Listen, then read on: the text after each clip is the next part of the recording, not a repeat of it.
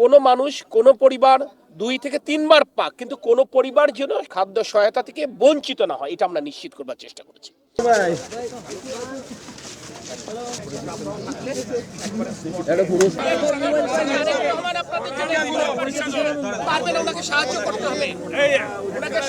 যে জেলা প্রশাসন, উপজেলা প্রশাসন এবং স্থানীয় সংসদ সদস্যবৃন্দ এই সংকটের প্রথম দিন থেকে কিন্তু মানুষের পাশে রয়েছেন, মানুষের সাথে রয়েছে।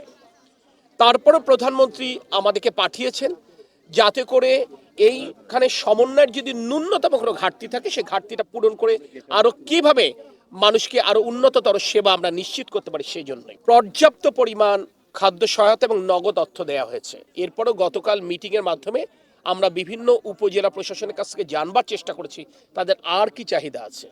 যারা চাহিদা দিয়েছেন সে চাহিদাটা আমরা তো নিয়েছি, যারা চাহিদা দেয়নি তারপরেও আমরা আজকে আবার অতিরিক্ত বরাদ্দ প্রত্যেকটা জায়গায় করছি, যাতে করে কোনো মানুষ কোনো পরিবার ২ থেকে ৩ বার পাক, কিন্তু কোনো পরিবার যেন খাদ্য সহায়তা থেকে বঞ্চিত না হয়, এটা আমরা নিশ্চিত করবার চেষ্টা করেছি। এই জনগণই অর্থাৎ এই দুর্গত মানুষই ভোট দিয়ে এই সরকারকে নির্বাচিত করেছেন, প্রধানমন্ত্রী পদে তারেক রহমানকে অধিষ্ঠিত করেছেন। আপনারা নিশ্চিত থাকতে পারেন শহীদ রাষ্ট্রপতি জিয়াউর রহমান, বেগম খালেদা জিয়ার সন্তান তারেক রহমান প্রতিটি নিরন্ন মানুষের মুখে খাবার তুলে দেবার জন্য আমাদেরকে দায়িত্ব দিয়েছেন। আমরা ইনশাল্লাহ আমাদের দায়িত্ব পালনে ন্যূনতম কোনো চ্যুতি করব না। এখানে তো সামাজিক দায়বদ্ধতার অংশ হিসেবে আমরা মানুষ হিসেবে আমাদের ব্যক্তি দায়বদ্ধতার অংশ হিসেবে যার যার মতো করে কাজ করবার চেষ্টা করেছি। সরকার জেলা প্রশাসন উপজেলা প্রশাসনের মাধ্যমে কাজ করছে, কথাটা বুঝবেন। স্থানীয় সংসদ সদস্যরা প্রশাসনের সাথে সমন্বয়ের ভিত্তিতে কাজ করছেন, ব্যক্তিগত উদ্যোগেও কাজ করছেন।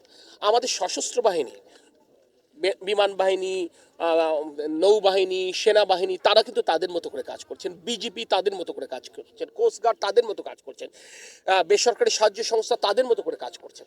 আমরা এইটাকে সমন্বয় করবার চেষ্টা করছি যাতে করে, এবং এই প্রত্যেকটা কাজ যদি আমরা জেলা প্রশাসন এবং উপজেলা প্রশাসনের নেতৃত্বে আমরা করতে পারি তাহলে আমরা দেখেছি ওভারল্যাপিংগুলো মিস হবে এবং আমরা একবার প্রত্যেকটা জায়গায় পৌঁছাতে পারবো। সেইটা আমরা মাননীয় প্রধানমন্ত্রীর দায়িত্ব দেওয়ার পরে থেকে এইখানে আসলে ফোকাস করেছি। এবং আপনি দেখেছেন গতকাল আমি যে চকরিয়াতে গেছি, এখানে বাংলাদেশ সেনাবাহিনীর আমি বোটে করে গেছি, ওখানে বিমান বাহিনী আমাদের পাশে ছিলেন, আমাদের সাথে বেসরকারি সাহায্য সংস্থা জাগরণী চক্রের প্রতিনিধিরা ছিলেন। অর্থাৎ এই সমন্বয়টা কিন্তু মাঠ পর্যায়ে কাজ করতে যে তৈরি হয়ে যাচ্ছে। আপনারা নিশ্চিত থাকতে পারেন আগামী দিনগুলোতে এই সমন্বয় আরো সুন্দর হবে এবং পুনর্বাসনের ক্ষেত্রে ইনশাল্লাহ আমরা ত্রুটিমুক্ত পুনর্বাসন কর্মকাণ্ড পরিচালনা করতে সক্ষম হব।